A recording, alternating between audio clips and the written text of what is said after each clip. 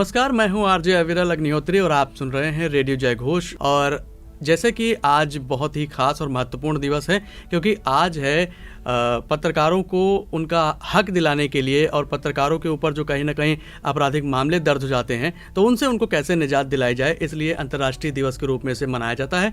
हालांकि आपको बताते चलें कि 2013 में आज ही के दिन 2 नवंबर को दो फ्रांसीसी जो पत्रकार हैं उनकी हत्या हो गई थी। उनके लिए ये दिवस के रूप में आज मनाया जाता है, उनकी स्मृति में, याद में। तो आज हमारे साथ स्टूडियो में मौजूद हैं ज्ञानेश्वर चतुर्वेदी जी, और जो कि कई प्रतिष्ठित अखबारों में लगातार अपनी सेवाएं दे चुके हैं और आज नवभारत टाइम्स में वो अपनी सेवाएं दे रहे हैं। उनसे जानेंगे, क्योंकि आज हमारा जो कार्यक्रम है विमर्श, और विमर्श में लगातार हम ज्वलंत मुद्दे उठाते हैं, और ऐसे मुद्दे जो हमारे समाज के लिए बेहद बेहतरीन साबित होते हैं और कहीं ना कहीं महत्वपूर्ण बिंदुओं पर हम चर्चा करते हैं, जिससे समाज का लाभ भी होता है। तो बहुत बहुत स्वागत है सर आपका हमारे स्टूडियो में आज। धन्यवाद। और जैसा कि आज हम लोग यहाँ पर मना रहे हैं, 2 नवंबर है आज, और ऐसे में जैसे कि 2013 में 2 फ्रांसीसी जो पत्रकार थे उनकी हत्या हो गई थी, उनकी याद में कहीं ना कहीं ये दिवस मनाया जाता है। तो ऐसे में आज जो समाज जो जी रहा है, ऐसे में पत्रकार जो चौथा स्तंभ कहा जाता है, तो चौथे स्तंभ को किस तरीके की चुनौतियों का सामना आजकल करना पड़ रहा है, और एक पत्रकार उसके लिए क्या दायरे हैं, किस दायरे में रहकर वो पत्रकारिता आज के युग में कर सकता है? देखिए विरल जी, आज का दौर पहले की अपेक्षा बहुत बदला हुआ है। पहले की पत्रकारिता और थी और आज की पत्रकारिता बदल चुकी है। इसलिए इस बदले परिवेश में पत्रकारों को भी बहुत सोच समझ करके और कहा जा सकता है कि जो है उन चुनौतियों का सामना करना है। मेरा तो मानना यही है कि जो है पत्रकारिता करते समय, कवरेज करते समय, रिपोर्टिंग करते समय जिस पॉइंट पर वो फोकस कर रहे हैं उसके एविडेंस अपने पास ज़रूर रखें। क्योंकि पहले ऐसा नहीं होता था, लेकिन अब ऐसी चीज़ें आने लगी हैं कि अगर कोई खबर प्रकाशित हो रही है जी, तो उस खबर के प्रकाशन होने के बाद अगर वो सरकार के या किसी पर्टिकुलर अधिकारी के या किसी विभाग के फेवर में नहीं है, थोड़ी बहुत अगेंस्ट है, तो वहाँ से तुरंत नोटिस आती है। उस नोटिस का जवाब देना पड़ता है। तो उस नोटिस का जवाब देने की क्षमता रखते हुए पत्रकार और मतलब अपनी लेखनी को, अपनी रिपोर्ट को बेहतर कर सके, उसमें उन चीज़ों का ध्यान रखना होगा कि हम जो चीज़ रिपोर्ट कर रहे हैं उसके बैकग्राउंड में हमारे पास एविडेंसेस जरूर हो। सोच समझ करके रिपोर्टिंग करनी चाहिए। और हालांकि जिस तरीके से आजकल देखा ये भी जाता है कि पत्रकार जब पत्रकारिता करते हैं, खबरें निकालते हैं, तो उन पर कानूनी शिकंजा जो कसा जाता है, हालांकि आजकल तमाम जगह देखा गया ऐसा होता है। तो ऐसे में पत्रकारों को और कौन कौन सी सावधानियां रखनी चाहिए, कैसे कैसे वो अपना काम करें? सबसे पहले तो हमारा मानना ये है कि जो है अगर हम किसी व्यक्ति के खिलाफ कोई खबर क्रिएट कर रहे हैं जी, या वो किसी स्कैम में हैं, या हम उनको किसी पॉइंट पर अपनी खबर में घेर रहे हैं, तो उसके लिए हम जो बातें लिख रहे हैं या अगर हम न्यूज़ चैनल चला रहे हैं तो उसके हम एविडेंस अपने पास रखें। क्योंकि देखिए अमूमन होता क्या है कि खास करके क्राइम रिपोर्टिंग में ऐसा आता है जी, कि बहुत सी चीज़ों को सूत्रों के हवाले से रिप्रेजेंट किया जाता है। सही बात। लेकिन सूत्रों के हवाले से रिप्रेजेंट करते समय वो हमारा जो सूत्र है वो भी इतना मजबूत होना चाहिए कि अगर कोई आपात स्थिति फंसती है तो वो सूत्र हमारा आ करके हम फ्रंट पे आए, जिससे हम अपने आप को भी सेव कर सकें और अपने अखबार को, अपने चैनल को भी ऊंचाइयों पर ले जाएं, अपनी रिपोर्ट प्रस्तुत कर सकें।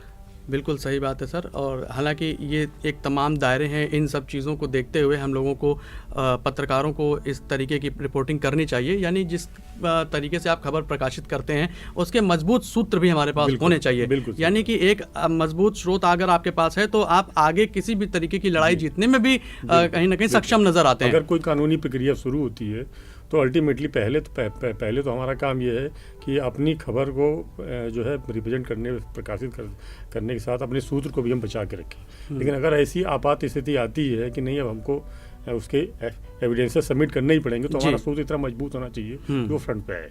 बिल्कुल। अच्छा देखिए सर, लगातार जो पत्रकारों के लिए चुनौतीपूर्ण स्थितियां रहती हैं, क्योंकि होता क्या है कि पत्रकार जब भी कोई खबर निकालता है तो कहीं ना कहीं किसी न किसी के वो अगेंस्ट खबर हो ही जाती है। जी जी। है ना। तो अगर क्योंकि जैसे पार्टिकुलर हम बात कर रहे हैं क्राइम रिपोर्टिंग की, तो आपने किसी क्राइम रिपोर्टिंग में किसी न किसी अपराधी के खिलाफ खबर तो लिखनी ही लिखनी है आपको, क्योंकि वो अपराधी है। तो ऐसे में होता क्या है कि अगर कभी कोई कानूनी शिकंजा फंसता है तो ऐसे में क्या कोई स्पेशल कोर्ट भी है, फास्ट ट्रैक कोर्ट भी है, जिसमें पत्रकार जाकर अपनी चीज़ों को जल्द से जल्द बता पाएं, और इन सब चीज़ों से कैसे उसको लाभ मिलेगा? ये बहुत दुर्भाग्यपूर्ण स्थिति है कि आज के समय में पत्रकारों के लिए कोई स्पेशल फोरम नहीं है कि जिससे वो उसको जो है बचाव का रास्ता मिल सके। जी। जैसे एक सामान्य आदमी अपनी बात को रिप्रेजेंट करता है, कोर्ट में जाता है, उसी तरीके से अगर कोई बात फंसती है तो पत्रकार को भी अपने आप को वहाँ पर जो है बचाना होगा, है ना। तो मतलब, और चूँकि तमाम बार ऐसी स्थितियाँ होती हैं, ये बहुत काया फत्ता दिक्कत वाली बात है कि जब जो है ऐसी सिचुएशन आती है कि सामने वाला वो जो पत्रकार है उसको भी पार्टी बना रहा है, उसके संस्थान को भी पार्टी बना रहा है, तो कई बार संस्थान भी बैकफुट पे आते हैं। इसलिए यानी कि ऐसे मामलों में ये समझा जा सकता है कि पत्रकार अपने आप को अकेला पाता है। बिल्कुल ऐसी स्थिति में बिल्कुल सही बात है। और तो इसलिए जो है मतलब मेरा सुझाव भी यही और मानना भी ये है कि खाली क्राइम रिपोर्टिंग नहीं, कोई भी किसी भी संदर्भ में खबर हो, उस खबर को लिखने से पहले हमारे पास उसके एविडेंसेस होने चाहिए, क्योंकि आगे हमारे मतलब पत्रकारों के लिए स्पेशली ऐसा कोई फोरम नहीं है जहाँ पर उनको बेनिफिट ऑफ डाउट मिले। बिल्कुल ऐसा कहीं कुछ।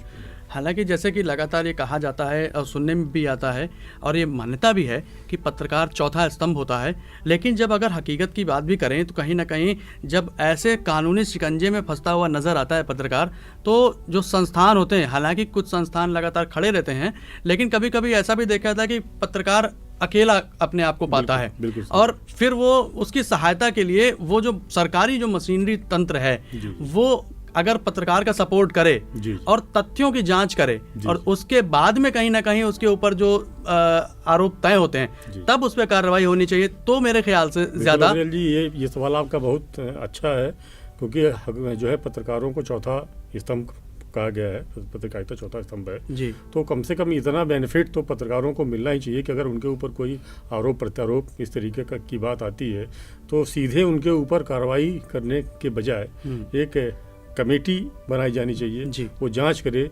जांच में अगर तथ्य उसके अगेंस्ट जाते हैं तो उसके खिलाफ एक्शन होना चाहिए, लेकिन बिना जांच पड़ताल के सिर्फ सीधे आरोप प्रत्यारोप के आधार पर जो ये कार्रवाई की जो है सिचुएशन चल रही है, इसका मतलब ये ठीक नहीं है। हाँ, इसमें संशोधन होना चाहिए, कुछ सुधार होना चाहिए और इसके लिए मतलब जो है इसके लिए जो संबंधित विभाग है, सरकार है, उनको इसके लिए एक माना जाए तो एक नियमावली भी बनानी चाहिए, एक आदेश भी जारी किया जाना चाहिए कि अगर कोई ऐसी बात आती तो पहले उसकी जो है एक कमेटी बनाई जाए, उसकी जांच हो, अगर जांच में वो दोषी पाया जाता है तो फिर उसकी कार्रवाई, क्योंकि कानून सबसे बड़ा है और कानून के अंतर्गत सभी लोग आते हैं, चाहे वो कोई भी हो। मैं यहाँ पर आपको बताना चाहता हूँ कि अभी राजधानी में हाल ही में 2 माननीय लोगों का मामला आया जी, उसमें जिस कमेटी और जांच की बात हम लोग यहाँ पर कर रहे हैं तो उनको इसका बेनिफिट दिया गया जी जी जी। उनके खिलाफ जांच हुई, उनके खिलाफ जो है सारी चीज़ें हुई, उनको मौका दिया गया, एक माननीय जो है कोर्ट गए, 10-15 दिन का उनको समय दिया गया, वो स्टे भी ले आए और वो सुरक्षित है। इसी तरीके से ऐसा ही व्यवहार पत्रकारों के साथ भी होना चाहिए, क्योंकि चौथा स्तंभ। बिल्कुल, क्योंकि लगातार पत्रकारों का काम ही है कि वो खबरें प्रकाशित करते हैं और वो खबरें कभी किसी के अगेंस्ट होती हैं तो किसी के सपोर्ट में होती हैं। तो हालांकि अगर देखा जाए तो पत्रकार की किसी से व्यक्तिगत दुश्मनी मुझे नहीं लगता कि व्यक्तिगत दुश्मनी किसी से पत्रकार करते हैं। तो ऐसे में अच्छा ये देखा जाए सर कि ये जो इस समय जो कॉम्पिटिटिव एरा चल रहा है, मॉडर्न एरा आ गया है, डिजिटल क्रांति चालू हो गई है, ऐसे में पत्रकारों के लिए कुछ चीज़ें तो फ़ायदेमंद भी हैं, कुछ चुनौतीपूर्ण चीज़ें भी आ गई हैं। इसको किस नज़रिए से आप देखते हैं? आपका ये सवाल बहुत अहम है, क्योंकि आज के समय में पत्रकारिता बहुत ही चैलेंजिंग हो गई है, क्योंकि डिजिटल मीडिया के आने से, डिजिटल मीडिया में भी खास करके वेब मीडिया के आने से अब चुनौतियां बहुत बढ़ गई हैं। पहले जैसे, और ये मतलब न्यूज़ चैनल के लिए भी है और अखबारों के लिए भी। पहले जैसे लोग अगर जो है किसी भी समाचार के बारे में जानने के लिए अगले दिन का इंतजार करते थे, अखबार पढ़ते थे। अब वो चीज़ें उनको फटाफट मिल रही हैं। और यही चीज़ न्यूज़ चैनल के साथ भी है कि न्यूज़ चैनल रिकॉर्डिंग होती है, वो वहाँ का रिपोर्टर लेके जाता है, फिर वो उसका वहाँ से टेलीकास्ट करते हैं। वहीं अगर वेब मीडिया की बात देखें तो वेब मीडिया में तुरंत फटाफट 2 मिनट के अंदर उन्होंने सारी चीज़ें रिप्रेजेंट कर दी, फ्लैश हो गया और आने लगा लोगों के लिए। तो अब ये जो है मतलब डिजिटल में वेब मीडिया के आने से आज के दौर की पत्रकारिता बहुत ही चुनौतीपूर्ण हो गई है। इसलिए हमें अगर कुछ अच्छा करना है तो मेहनत करनी होगी, जोखिम उठाना होगा और कुछ अलग करके दिखाना, अलग करना होगा। अच्छा सर, ये समझने की कोशिश की जाए अगर कि जैसे कि आज हम लोग बहुत ही महत्वपूर्ण दिवस पे बात कर रहे हैं, तो ऐसे में जो नई पौध है पत्रकारों की, क्योंकि कुछ नई पौध भी आ रही है, उसको किस तरीके से छाया मिल सकती है, वो कैसे डेवलप करें अपने आप को, इस तरीके की चीज़ें भी आप देखते हैं, कुछ सोचते हैं क्या इस बारे में? देखिए, सबसे पहला तो हमारा मतलब उनके लिए जो नई पौध आ रहे हैं उनके लिए एक संदेश भी है, सुझाव भी है कि पहले तो वो ये मान लें कि जर्नलिज्म एक पैशन है जी। ये पैसे कमाने, धनवान बनने या कहिए कि नौकरी के माध्यम नहीं, ये पैशन है, जुनून है जी जी।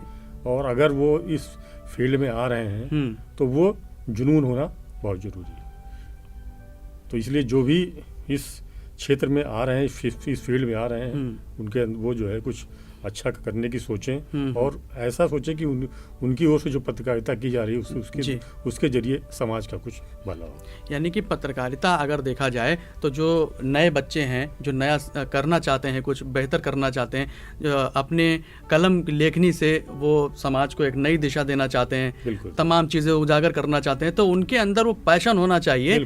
पैशन अगर नहीं है तो फिर कहीं ना कहीं पत्रकारिता में सफल होना भी एक चुनौतीपूर्ण स्थिति देखी जा सकती है सर। हालांकि आज जैसे कि ये एक पत्रकारिता का एक बहुत ही अहम दिवस भी है, तो पूरे इंटरनेशनल लेवल पर इसको मनाया जाता है। तो आज आप ये बताइए सर कि जिस तरीके से जो पत्रकार अपनी एक स्टेज से आगे निकल गए हैं जी, तो उनका क्या सहयोग मिल सकता है उन नई पौध को? वो लोग किस तरीके से जो है सपोर्ट कर सकते हैं, लोगों को आगे बढ़ा सकते हैं, आपके नज़रिए से क्या? देखिए, जो आज के दौर में मतलब काफ़ी सीनियर हो चुके हैं जी, एक तरीके से उनको मेरा मानना है कि वो पत्रकारिता की ज्ञान का एक खजाना है जी। नई पौध को उनसे सीखना चाहिए क्योंकि वो अगर उनसे सीखने की ललक उनके अंदर रहेगी तो वो जो है बहुत सी चीज़ें कम समय में उनसे हासिल कर सकते हैं और फिर उनकी राह अपने आप आसान हो जाएगी। जो दिक्कतें उनको फेस करनी है वो दिक्कतें आसान हो जाएंगी, उनसे उस अनुभव का वो लाभ उठा सकेंगे और उसी आधार पर आगे बढ़ सकते हैं। तो बिल्कुल सही बात है सर। हालांकि जिस तरीके से रेडियो जय घोष लगातार ऐसे तमाम ज्वलंतशील मुद्दों को उठाता रहता है जो आजकल की युवा पीढ़ी से लेकर और समाज के हर तबके तक के लिए ज़रूरी है, और हमारा ये जो कार्यक्रम है विमर्श, इस कार्यक्रम के अंतर्गत हम ऐसी चीज़ें ही उठाते हैं। तो दूसरी चीज़, एक चीज़ और भी सर मैं आपसे जानना चाहूँगा कि पत्रकारिता में आपके नज़रिए से और क्या क्या चीज़ें अभी इसमें नियमावली बननी चाहिए जो कि चीज़ें आसान कर सकें? क्योंकि आज जैसे कि हालांकि हम लोग इस पर बात कर रहे हैं, 2 फ्रांसीसी जो पत्रकार थे उनकी हत्या हो गई थी, उसी की स्मृति में आज ये दिवस भी मनाया जा रहा है। तो ऐसे में आपके नज़रिए से क्या है, कौन कौन सी और सुविधाएं हो जाएं जिससे कि पत्रकारिता आसान हो जाए, पत्रकारों को सुविधा मिल सके? देखिए, जहाँ तक जर्नलिज्म की बात है तो ये स्वतंत्र पत्रकारिता है और मतलब इसमें हम यानी कि जो रिपोर्टर्स हैं वो अपना फील्ड में अपने हिसाब से, अपने विज़न के हिसाब से काम करते हैं। बाकी ये सरकार के ऊपर है, ये उनकी पॉलिसीज़ के ऊपर है कि वो क्या, लेकिन ये है कि अगर मतलब कुछ सुविधाएं जो है पत्रकारों को मिलती रहें तो वो जैसे कहा जा सकता है कि अगर इन केस अगर वो जो है कि किसी कैंपेन में है, कोई ऐसा बड़ा कोई खुलासा करते हैं जिसके बाद उनको कहीं से धमकी मिलती है, थ्रेट मिलता है, तो इसमें जो है सरकार पुलिस उनका सहयोग करे। उनको अगर अकेले छोड़ दिया जाएगा तो जो अपोजिट पार्टी है, सामने वाला है, उनके ऊपर हावी हो जाएगा, उनके लिए उनके दिक्कत होगी। तो ऐसे में उनकी जो है हेल्प होनी चाहिए, इसके लिए कुछ सोचना चाहिए। बिल्कुल। अच्छा सर, ये जानने की कोशिश मैं करना चाहूँगा आपसे कि यदि कोई पत्रकार है और वो अपनी सुरक्षा के लिए हथियार के लिए आवेदन करता है, क्योंकि पत्रकारों के ऊपर लगातार कहीं ना कहीं असुरक्षा की भावना तो अपने आप में फील करते हैं, हालांकि सरकारें लगातार उनके और हर नागरिक के सुरक्षा की जिम्मेदारी लेती है, लेकिन फिर भी यदि पत्रकार आवेदन करना चाहें अपनी और सुरक्षा के लिए, तो क्या इसमें किसी तरीके कोई अड़चन है, परेशानी है, या कुछ स्पेशल उनको सपोर्ट मिलता है, ऐसा कुछ? ये तो पूरा प्रशासनिक मामला है, और जहाँ तक हमें जानकारी है कि जो है जैसे एक आम आदमी जो है सख्त लाइसेंस के लिए अप्लाई करता है, वही नियम पत्रकारों के लिए भी है। पत्रकारों के लिए कोई स्पेशल इसमें छूट प्रदान नहीं कहती। हाँ, वो बात अलग की है कि अगर जो है पत्रकार ने कोई ऐसी रिपोर्टिंग की या कोई न्यूज़ प्रकाशित की जिसको लेकर के उसको धमकी मिल रही है, ऐसा मामला है, तो उसको जो है जो मतलब सरकार प्रशासन है उसको गंभीरता से लेती है। और फिर अगर उसको सख्त लाइसेंस की आवश्यकता पड़ती है या सिक्योरिटी की आवश्यकता पड़ती है तो उसमें वो उनकी मदद भी करती है। तो सर, आपने बहुत अच्छी जानकारी दी है, आज विशेष दिवस पर जानकारी दी है, और क्योंकि कार्यक्रम के अब हम अंतिम पड़ाव पे हैं, तो मैं जानना चाहूँगा आपसे कि आज के दिन पे आप कुछ विशेष बात बताना चाहें अगर पत्रकारों के लिए, या अपनी राय कुछ देना चाहें तो सर। मेरी राय यही है, मेरा सुझाव यही है कि अपना काम पूरी ईमानदारी से करें, बेधड़क होकर जो है अपना काम करें। पत्रकारिता में डरने की कोई गुंजाइश नहीं है, डरने की ज़रूरत नहीं है। अपना काम कीजिए, अच्छी खबर निकालिए, लेकिन बस ध्यान रखिए कि आपके द्वारा कोई ऐसा काम न किया जाए जिससे आपके ऊपर उंगली उठे, आपके संस्थान के ऊपर उंगली उठे। बाकी पूरे जोश से काम, यानी कि पूरी ईमानदारी, जोश और लगन के साथ अगर आप पत्रकारिता करते हैं तो आप इसमें एक बुलंदियों तक पहुंचने की पूरी अच्छे मुकाम पर आप पहुंचेंगे, कोई रोक नहीं पाएगा।